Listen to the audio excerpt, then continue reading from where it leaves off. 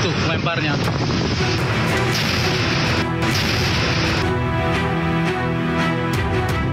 Perlu kami sampaikan rasa duka cita yang mendalam dari pimpinan TNI, dalam hal ini Panglima TNI, beserta jajaran atas gugurnya 4 orang prajurit TNI AD dan 9 masyarakat sipil di lokasi ledakan di Desa Sagara, Kecamatan Cibalong, Garut. Opsi pertama misalnya ada penggeseran warga, jadi ada radius sekian kilo, warga kemudian dipindahkan dan sebagainya. Atau yang kedua adalah cari tempat baru, Pak. Tim investigasi belum selesai ya.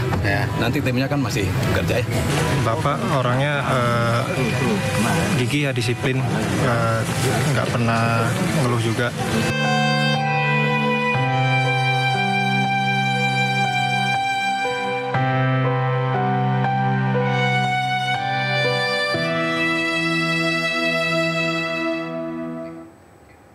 Ledakan terjadi pada Senin pagi sekitar pukul 9.30 WIB dalam kegiatan pemusnahan amunisi kadaluarsa yang dilakukan TNI di Desa Sagara, Kabupaten Garut, Jawa Barat. Ledakan kembali terjadi saat warga akan memungut sisa-sisa logam amunisi.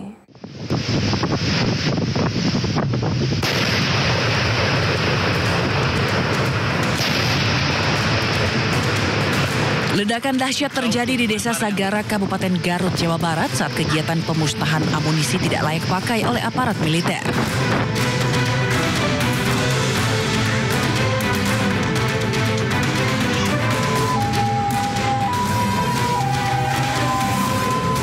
Pemusnahan yang dilakukan di lahan milik Balai Konservasi Sumber Daya Alam ini sebenarnya sudah rutin dilakukan.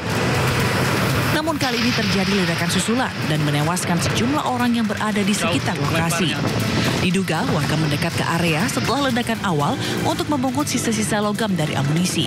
Tanpa disadari masih ada bahan peledak yang masih aktif yang kemudian meledak kembali. Ledakan inilah yang menyebabkan banyak korban jiwa. Dari Garut, Jawa Barat, Tim Liputan iNews melaporkan.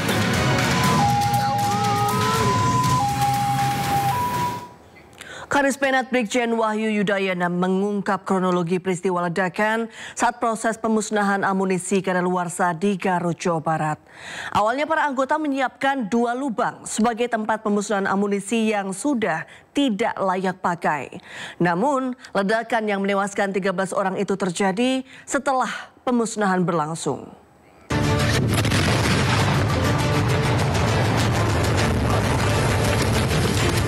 Asap hitam membumbung tinggi di kawasan pantai Sagara, Kecamatan Cibalong, Kabupaten Garut, Jawa Barat, Senin lalu. Kadispenat Brigjen TNI Wahyu Yudayana menjelaskan kronologi meledaknya detonator dalam insiden ledakan amunisi kadaluarsa. Menurut Wahyu, secara prosedur baik pengecekan personil maupun lokasi telah dinyatakan aman. Setelah itu, personil membuat 2 lubang sumur untuk amunisi yang akan dimusnahkan. Kemudian dimasukkan amunisi yang akan dimusnahkan. Lubang tersebut lalu diledakkan personil TNI AD menggunakan detonator. Ledakan pun berjalan sempurna dan aman. Selanjutnya, tim menyusun detonator yang telah dipakai untuk dimusnahkan. Namun tiba-tiba terjadi ledakan dari dalam lubang dan mengakibatkan 13 orang meninggal dunia. 4 diantaranya merupakan prajurit TNI AD, sementara 9 korban lainnya adalah warga sipil.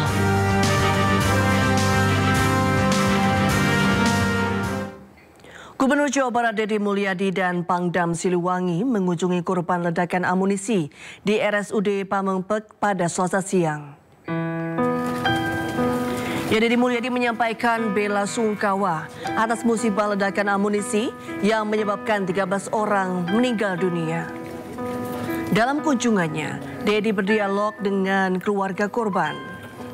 Ia juga berjanji akan menanggung biaya sekolah hingga kuliah anak-anak korban ledakan amunisi kadaluarsa yang terjadi di Garut. Gubernur Jawa Barat juga akan memberikan santunan untuk para keluarga korban sebesar 50 juta rupiah. Tinggal aja nih.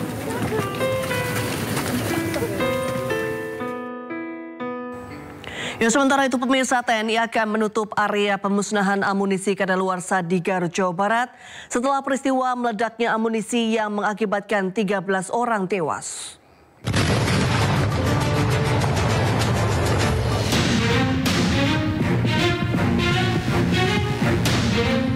Tentara Nasional Indonesia melakukan sterilisasi di area menuju titik pemusnahan amunisi kedaluarsa atau tidak layak pakai di daerah pesisir Garut, Jawa Barat. Penutupan dilakukan untuk memastikan tidak ada warga sekitar yang mendekat ke lokasi setelah kejadian meledaknya amunisi yang mengakibatkan 13 orang meninggal dunia. Selain di area menuju titik pemusnahan, TNI juga mensterilisasi lokasi ledakan untuk dapat melakukan olah TKP dan mencari penyebab meledaknya amunisi. Sebelumnya sudah ada juga tanda yang menyatakan daerah berbahaya untuk pemusnahan amunisi tidak layak pakai yang dipasang dengan jarak kurang lebih 1 km dari titik ledakan.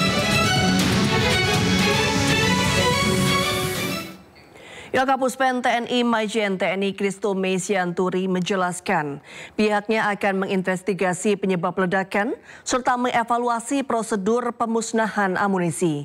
Dan berikut cuplikan dialognya bersama rekan kami Yudi Handoyo. Nanti tim investigasi akan bekerja untuk menyelidiki apa penyebab dari musibah ini. Ya. Apakah protap atau prosedur atau SOP Standard Operating Procedure sudah dikerjakan sesuai dengan tahapan-tahapan dalam rangka pemusnahan amunisi ini atau belum?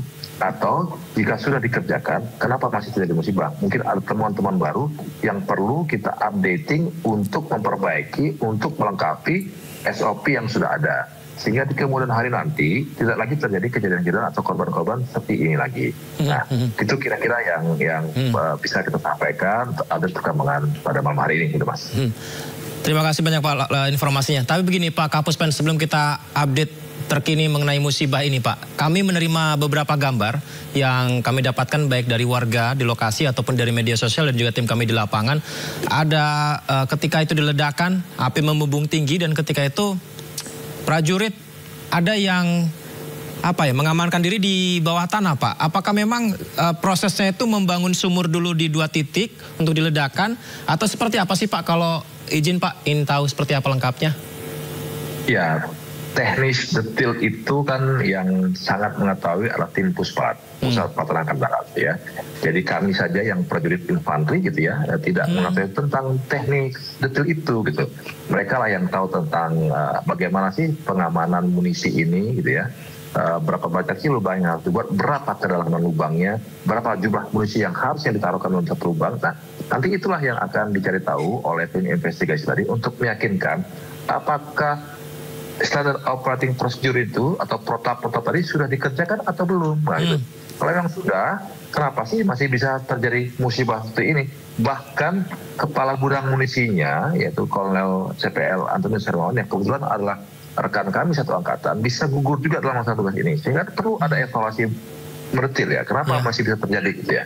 Termasuk kenapa ada 9 orang warga sipil yang juga ikut jadi korban di situ gitu ya. Nah ini kan yang perlu pendalaman lebih detail ke depan. Kalau memang seperti gambar nih ada ledakan yang besar, nama juga pemusnahan amunisi. Amunisi kan ada macam-macam. Ada yang amunisi kaliber kecil, ada amunisi kaliber besar. Amunisi kaliber kecil itu apa aja sih? Oh misalnya amunisi pistol 9 mm, kemudian amunisi SS1 misalnya 5,56 mm, amunisi 7,62 mm. Nah yang besar kayak apa? Misalnya mortir kan itu ya, yang punya daya ledak yang cukup besar dan luas. Nah tentunya hal itu sudah menjadi pertimbangan dari tim Pusplat.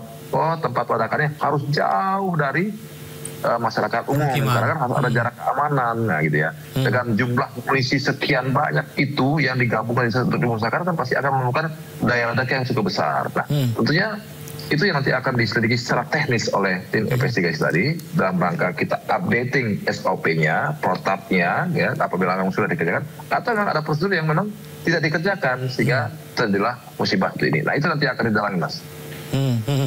Karena kalau kita lihat dari gambarnya nih Pak, memang SOP sepertinya memang berupaya maksimal dijalankan, akan tetapi kan lokasi sangat luas ya Pak ya. Dan sepertinya ketika lalu lalang petugas TNI yang akan menuju ke titik ledakan, dilihat warga dan rasa penasaran warga ini tinggi nih Pak Christo May. Nah ini bagaimana antisipasinya Pak? Sehingga ya ada masyarakat sipil yang menjadi korban juga sampai saat ini Pak. Ya tentunya nanti kita akan sosialisasikan juga dan himbauan kepada masyarakat apabila memang terjadi kegiatan-kegiatan tersebut yang terutama tidak hanya kegiatannya, kegiatan latihan yang masyarakat memang ada di sekitar daerah latihan TNI yang menggunakan munisi tajam atau munisi dengan daya ledak yang besar, gitu ya. kemudian seperti tempat ini dalam rangka pemusnahan itu tadi kan, belum tentu semuanya amunisi yang ditembakkan atau bisa meledak. Nah, gitu ya. Terkadang masyarakat dengan kepo datang, mereka dari latihan, mencari-cari kelongsongnya, mencari-cari sisa amunisinya, karena kan itu besi atau kuningan atau tembaga. Ada daya jualnya mungkin Pak ya? Ada daya jualnya gitu ya. Dan sekarang juga pernah kan ada suatu peristiwa ketemu granat atau ketemu mortir yang tidak meledak, karena tidak tahu diketok akhirnya meledak. Nah, justru itu. Apalagi ini munisi yang sudah kadaluarsa, ini bekerjanya sudah nggak normal gitu Mas. Jadi artinya munisi yang harusnya tahan di suhu sekian derajat, karena sudah nggak normal, mungkin dia bisa meledak di suhu yang di bawah itu gitu. Atau misalnya munisi yang harus dengan kekuatan tertentu baru bisa meledak karena dia membentur, itu baru bisa meledak. Tapi kalau sudah nggak normal, dengan guncangan sedikit dia sudah meledak. Nah, ini kan hal teknis ya yang memang harus orang-orang yang tahu betul tentang ini. Sementara itu DPR mendorong investigasi ledakan maut di lokasi pemusnahan amunisi. DPR juga meminta hasil investigasi dirilis ke masyarakat secara berkala.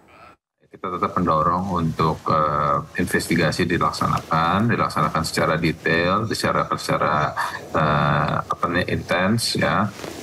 Setiap tahapan, setiap personil yang terlibat itu di keterangannya didalami dan juga disampaikan secara berkala ke masyarakat melalui media ya, dari pus penerangan baik TNI AD ataupun juga dari instansi terkait ya, itu menyampaikan kepada publik sehingga masyarakat tahu dan tidak menerka-nerka. Kenapa? Karena setiap kali ada insiden yang fatal, suatu bencana yang